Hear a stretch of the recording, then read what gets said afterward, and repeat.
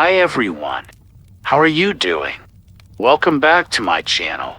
In today's podcast, we're diving into the chilling depths of military horror with 3 terrifying stories that are bound to keep you on the edge of your seat. These tales blend the stern discipline of military life with the unexplained and the supernatural, revealing the darker side of service that rarely sees the light of day. So, lock your doors, turn up the volume, and prepare yourself for a journey into the unknown. Let's get started. Story 1. Unearthing the Past.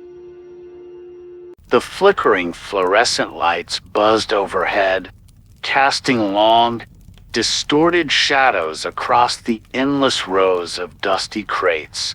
Ethan, a fresh-faced recruit with barely a month under his belt at the ramshackle Air Force Base in Nevada, tightened his grip on his flashlight. Beside him, his patrol partner, a grizzled veteran named Silas, navigated the rusted-out forklift with practiced ease. "Echo Street," Silas muttered, his voice low and gravelly, breaking the oppressive silence. "Heard a few stories about this place." Ethan, eager to prove himself, scoffed. "Just base rumors, right?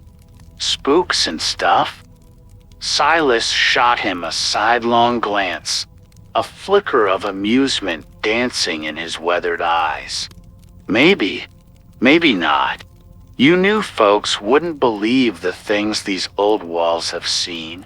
They continued their patrol, the rhythmic hum of the forklift the only sound besides their own wary footsteps. The air hung heavy, thick with the smell of disuse and something else, something Ethan couldn't quite place. It prickled at the back of his neck, sending shivers down his spine. They reached a clearing dominated by a skeletal, half-built structure. It looked like a forgotten monument to a bygone era, its exposed beams reaching towards the star-dusted night sky like skeletal fingers. Ethan felt a sudden chill, goosebumps erupting on his skin. "This the place?" he asked, his voice barely a whisper. Silas nodded, his expression grim. "This is where little Sarah met her end." Ethan's breath hitched. Silas had briefed him earlier that night about the base's resident ghost story. A young girl who had tragically died decades ago while visiting her father during construction. The details were sketchy, but the story lingered, a chilling whisper in the vast emptiness of the base.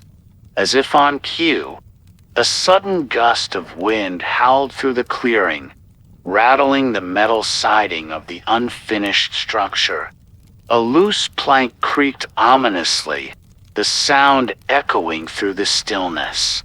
Ethan's heart pounded in his chest, a cold sweat forming on his brow.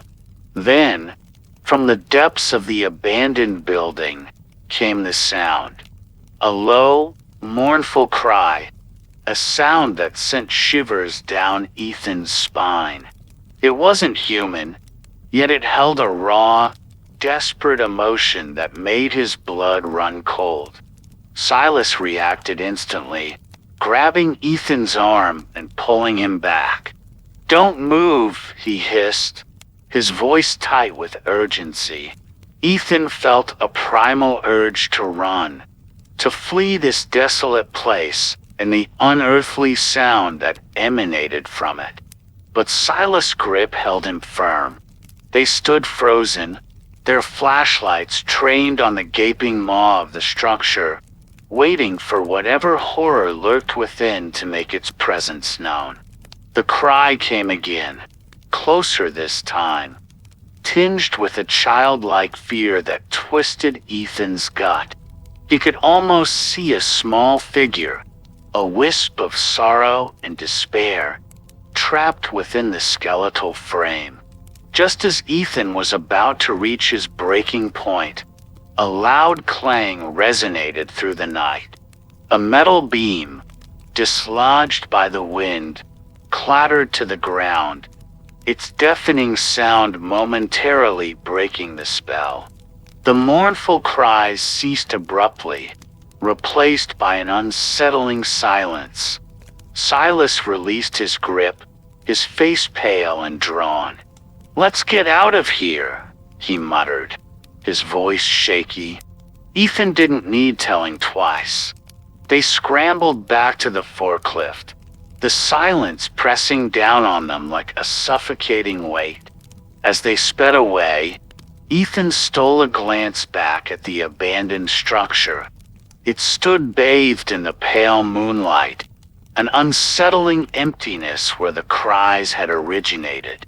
Back at the base, they reported the incident to their flight chief, a stern woman known for her no-nonsense demeanor.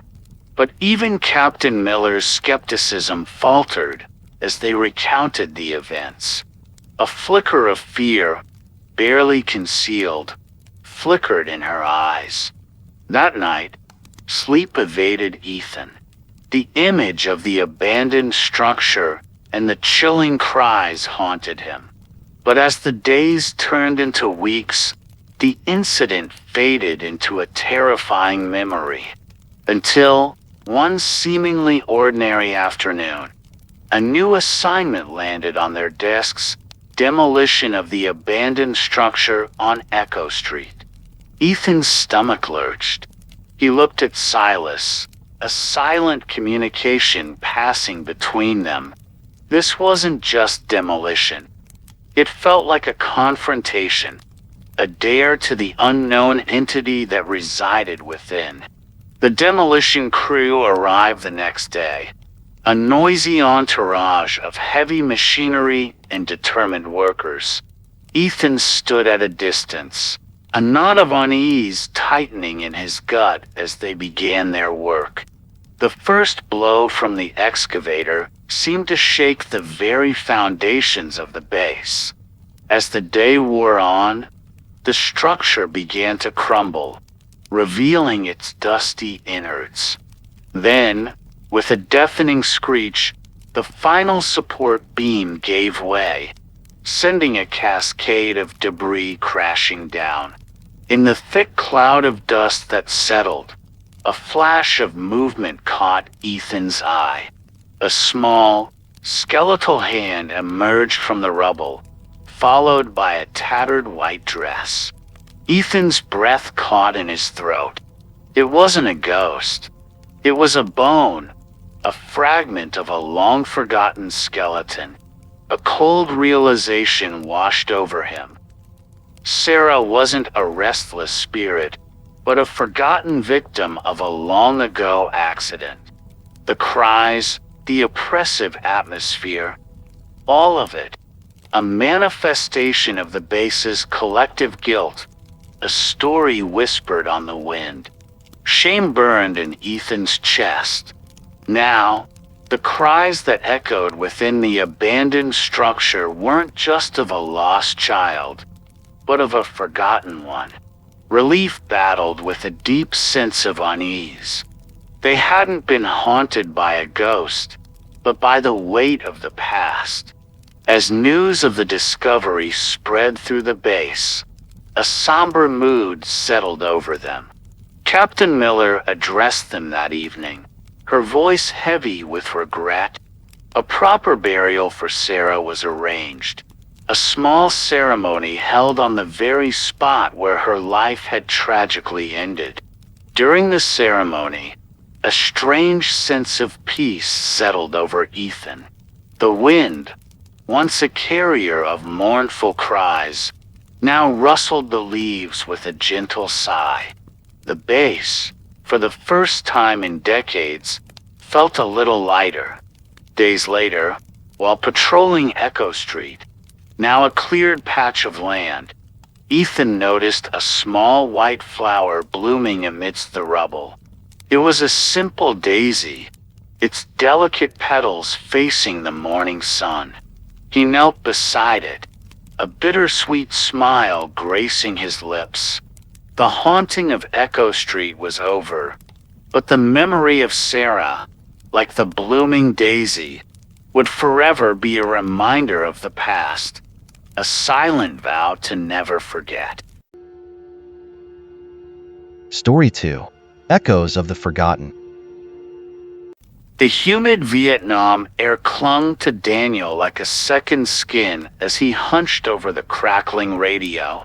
Drafted fresh out of high school, he was a million miles away from the life he'd known, surrounded by whispers of fear and the relentless drone of helicopters overhead.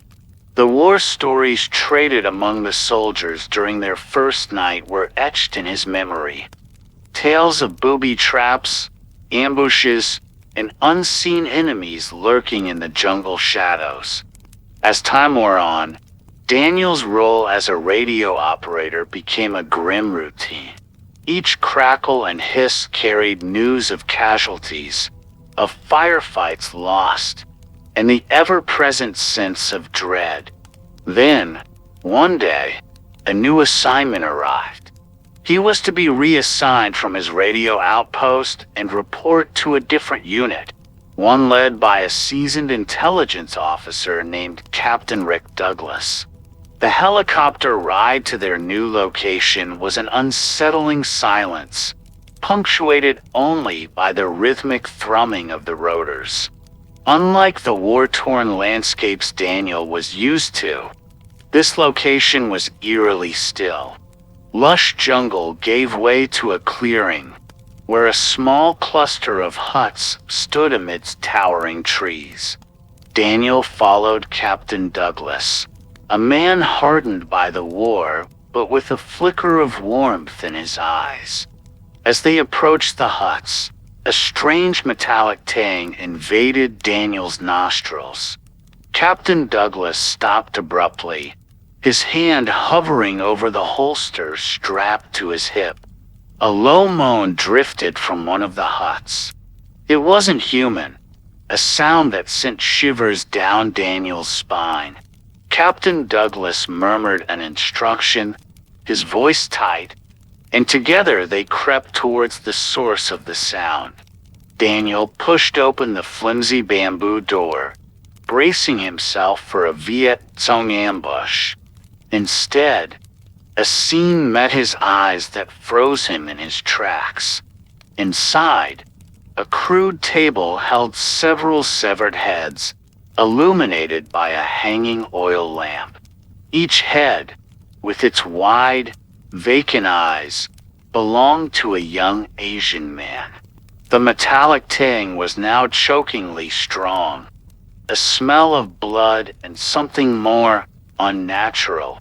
Before Daniel could even register the horror, a guttural growl erupted from behind him. He whirled around, his heart hammering in his chest, but Captain Douglas was gone. Panic clawed at his throat as he scanned the dimly lit hut, his eyes landing on a shadowy figure hunched over the table. It was humanoid, but grotesquely contorted, its movements jerky and unnatural. Terror propelled Daniel back. He stumbled out of the hut, the creature's guttural screeches echoing behind him. A cacophony of sounds erupted: shouts, gunfire, the booming of explosions. Daniel ran blindly through the clearing, the screams of soldiers mixing with the creature's relentless pursuit. Then, blessed darkness. He woke up to the sterile white walls of a triage unit, the rhythmic beeping of a nearby machine the only sound. Days blurred into nights, the memories of the clearing fragmented and horrifying. Captain Douglas never returned. When Daniel finally mustered the courage to ask, the answers were evasive murmurs. Friendly fire incident, they said. But in Daniel's gut, a terrifying truth festered. Discharged with a clean bill of health, but a shattered psyche, Daniel returned home. Years turned into decades, but the memory of the clearing and the inhuman creature remained a festering wound. One day, a news report on his television screen sent a jolt of chilling recognition through him. It was a remote village in Vietnam, a scientific team uncovering a long-buried secret, a hidden Nazi research facility from World War II. The facility, the report went on, focused on genetic experimentation, on creating grotesque, monstrous soldiers. The blood drained from Daniel's face. His memory, fragmented for so long, snapped into place. The metallic ting, not blood, but something alien, something horrifyingly artificial. The creature in the hut, not a Viet Cong soldier, but a twisted experiment left to its own devices. Daniel knew then that the horror he witnessed wasn't a product of the war, but a chilling remnant of a past he never knew existed. The creature, a grotesque testament to the darkest impulses of humanity, remained out there, a hidden terror waiting to be unleashed.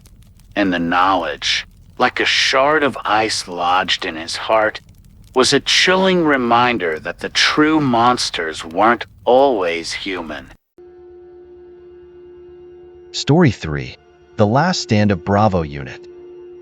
The desolate wind howled across the abandoned base, whipping sand against the faces of Sergeant Michael Thompson and his squad.